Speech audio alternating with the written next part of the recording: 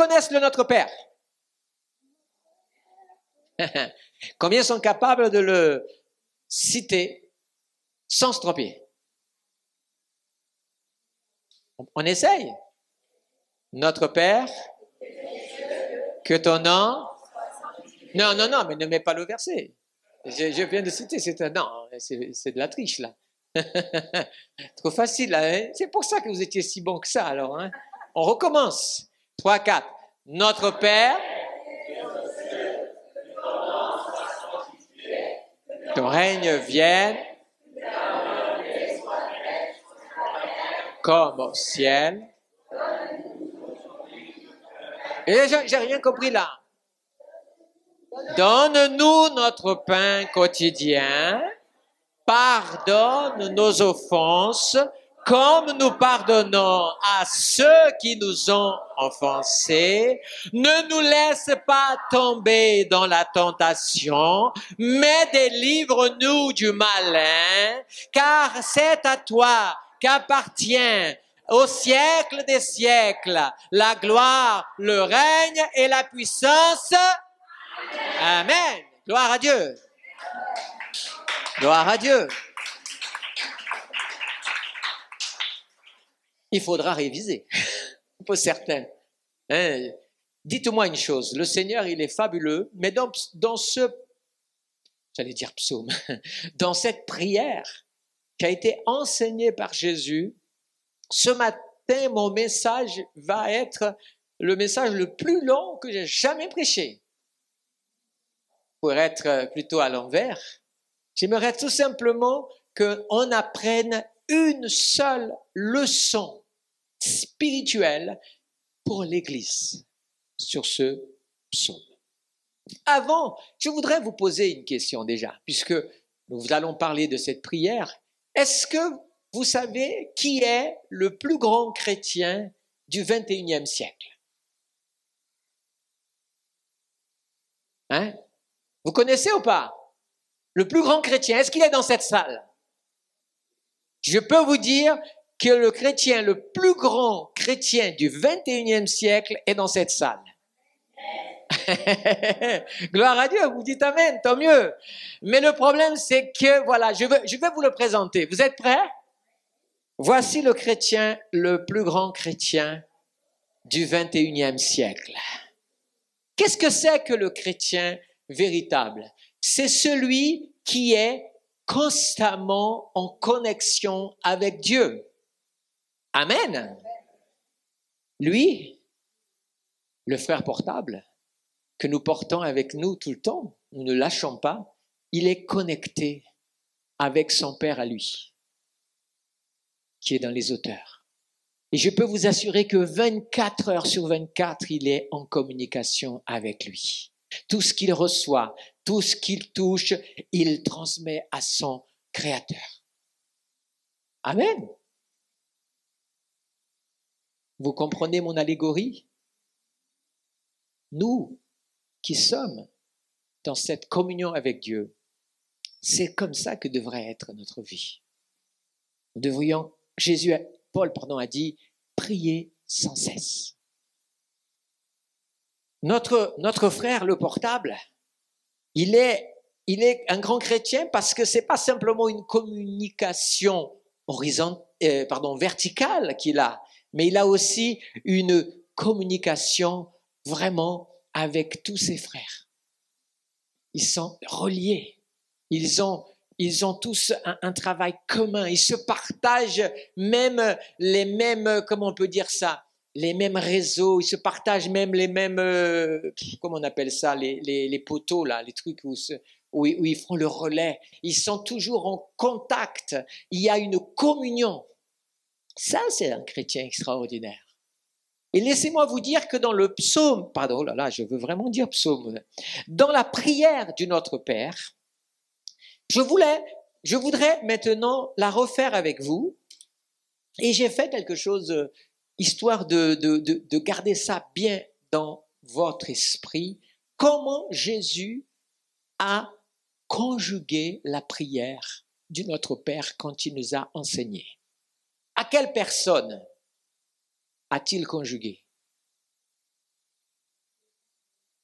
À la première personne,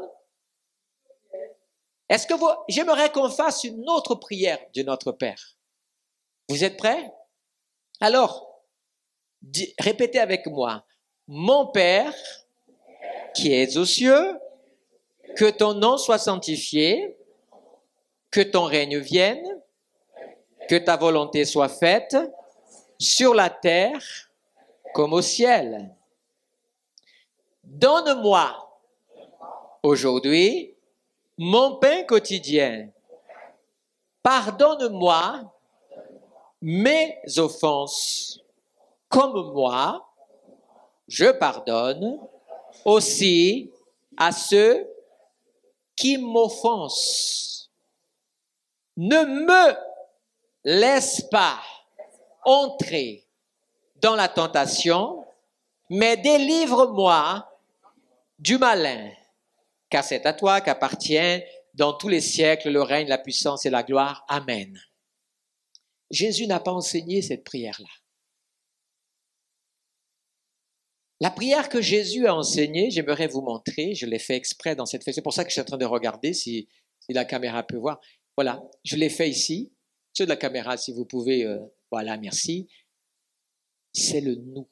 Regarde, vous voyez ici le nous, le nôtre, combien de fois il apparaît? Est-ce que nous apprenons quelque chose avec ça? Merci. Notre Père. Dieu n'est pas que mon Père, il est le tien aussi. Cette prière a été enseignée parce que les disciples, ceux qui s'identifient comme disciples de Jésus, voulaient prier. Alors le Seigneur leur a enseigné en disant, vous avez tous un Père commun.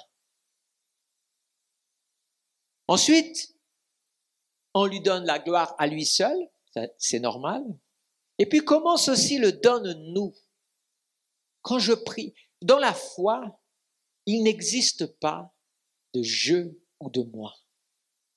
Permettez-moi de souligner une chose qui a son importance. Dans notre société, il y a beaucoup de je.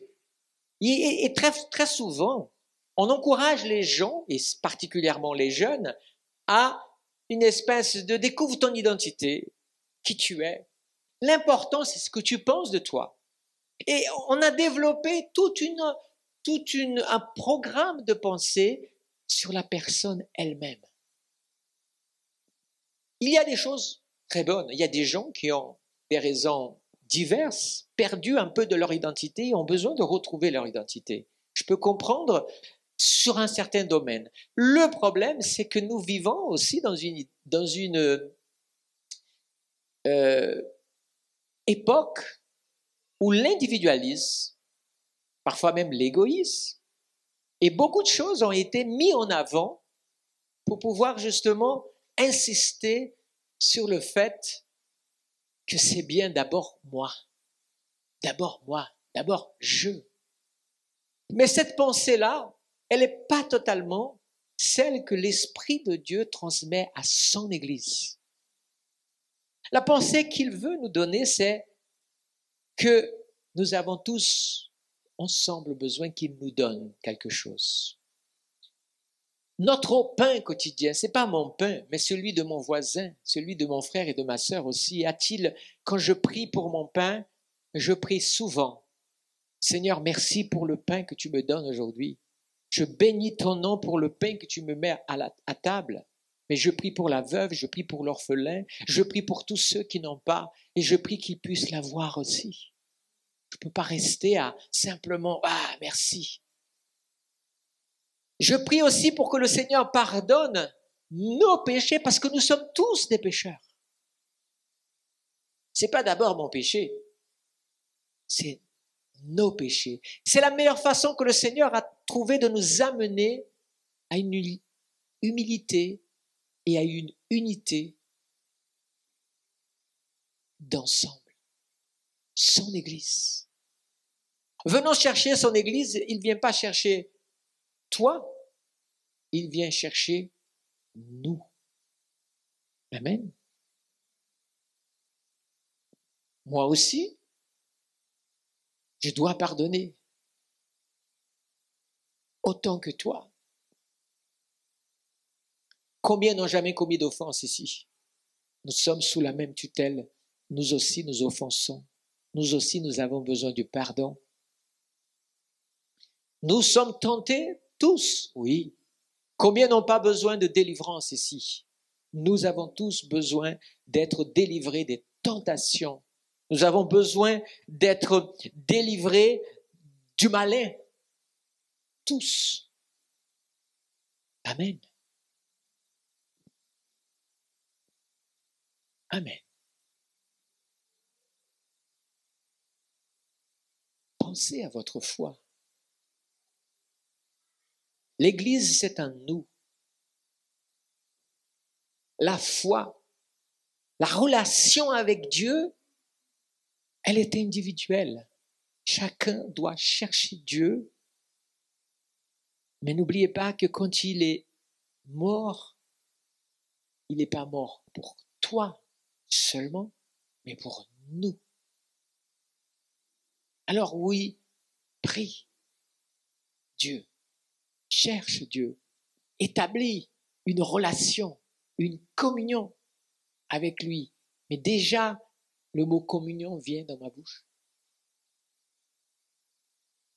Avec Dieu. Mais quand on rentre dans ce qu'on appelle le projet de Dieu,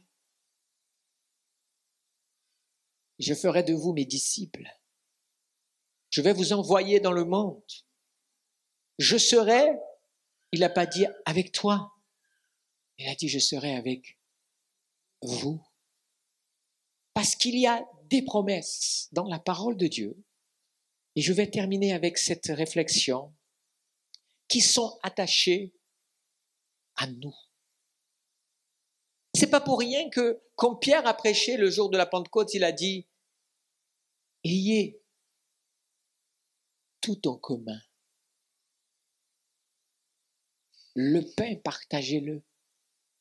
C'est pas pour rien qu'il y avait cet esprit dans l'église première à Jérusalem où un certain Barnabas a voulu vendre un terrain et le donner à la communauté parce que il avait compris ce nous. Il avait cessé d'être lui, un individu à part qui fait à sa manière, qui décide à sa manière, qui pense à lui seul, mais dans les sphères de la foi, il pensait nous. Dieu a un secret là-dedans. Une nation ne peut être forte si elle est nous. Une famille ne peut tenir, un couple ne peut tenir que s'ils sont nous. Une église ne résistera jamais si elle n'est pas nous. Une église ne grandira jamais si elle n'est pas nous.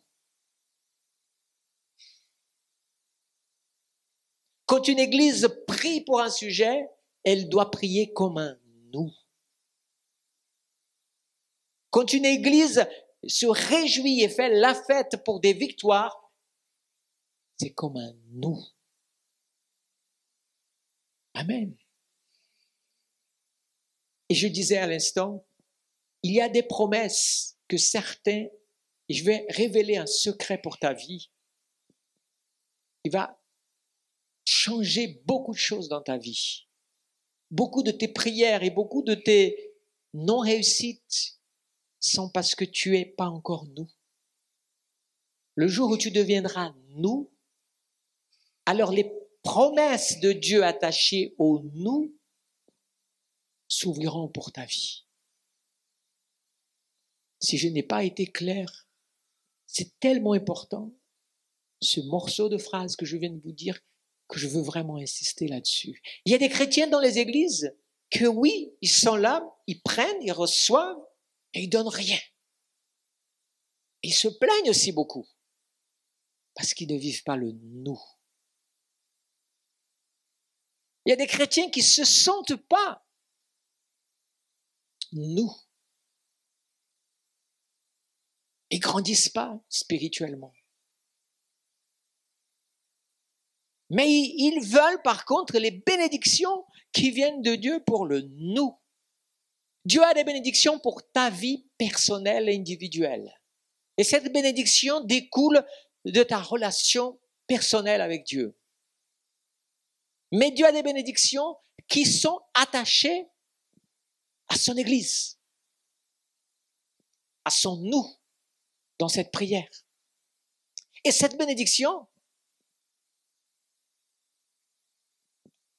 elle est attachée à ça. Et tant que tu es dissocié, tu peux ne pas paraître dissocié du nous visiblement, mais Dieu le sait. Et je veux te dire que tu vas continuer à ramer jusqu'au jour où tu diras, c'est bon, je sais qu'est le nous.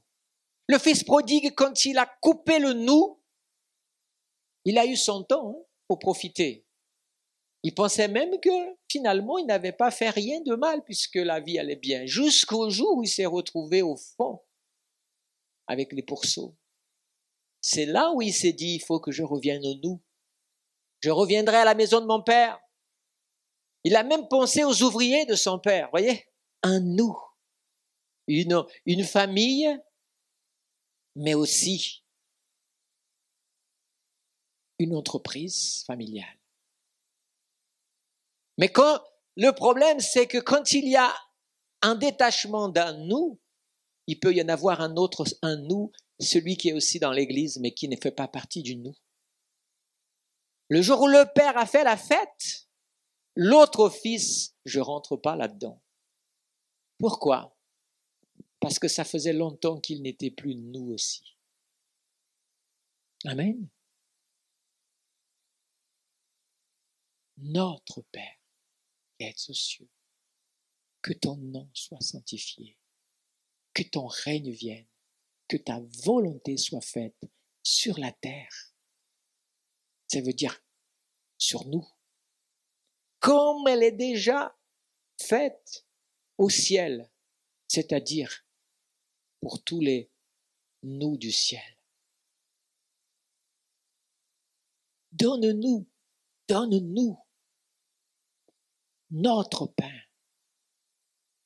qui est quotidien, qui est nécessaire. Moi, je suis heureux quand je mange mon pain. Mais si je sais que quelqu'un à côté, au moment où je mange, lui ne peut pas manger, comment puis-je me sentir heureux? Pourquoi? D'où vient cela? Vient du fait que nous sommes nous. Même la planète Terre est un nous. Même si elle est divisée, elle est dans la confusion, et c'est pour ça qu'elle n'arrive pas. Et quand je mange mon pain quotidien, donne-nous notre pain quotidien. Amen. Pardonne-nous. J'ai besoin de me réjouir quand un frère aussi est pardonné. Même si ça ne me concerne pas dans l'affaire, mais il est pardonné par Dieu. Je suis heureux. Pourquoi croyez-vous qu'il y a la fête au ciel pour un pécheur qui se repent et qui revient à la maison du Père? Parce que le nous se réjouit. Si tu ne te réjouis pas dans ta maison spirituelle, cette idée de non, maintenant je suis plus nous, je vais être moi et Dieu, et en désaccord avec le Notre Père.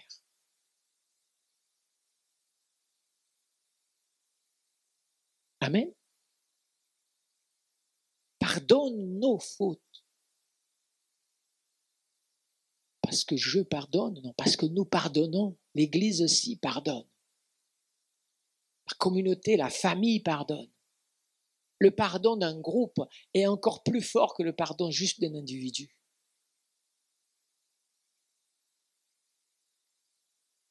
Vous savez qu'à l'époque, quand il y avait le pardon présidentiel, vous vous souvenez? Beaucoup de pays, la grâce. c'était toujours communiqué à la nation à l'époque, parce que c'était considéré comme une joie. Il y a quelqu'un qu'on a vérifié la situation, effectivement, pour X raisons, le président a signé une grâce. C'était une fête. Aujourd'hui, vous avez remarqué qu'il n'y a plus de fête dans ça. Plutôt, vous avez toujours des gens divisés. Toujours les gens divisés. La division règne depuis la tour de Babel. Même avant. Mais la tour de Babel a été l'apothéose de la division. Parce que les hommes ont voulu faire un nous de ce que Dieu n'était pas dans ce nous-là. Tous les nous ne sont pas des bons nous. Ne marche pas en compagnie des moqueurs. Ah, maintenant c'est le nous, je vais toujours... Non. C'est là où il y a le discernement entre la pensée de ce qui vit dans le monde, de la réalité du monde et celle du spirituel. Le Notre Père, c'est pour vous, frères, sœurs, et confessez Christ. Nous ne pourrons rentrer dans la gloire de Dieu qu'en étant nous. Amen. Nous. Les gens n'aiment pas entendre ça. Mais oui, si je ne pardonne pas à mon frère, je vais rentrer dans la gloire de Dieu avec lui? Personne ne veut réfléchir à ça. Parce que c'est trop dérangeant. C'est plus facile de dire un adultère ne rentrera pas, un voleur ne rentrera pas. Mais non.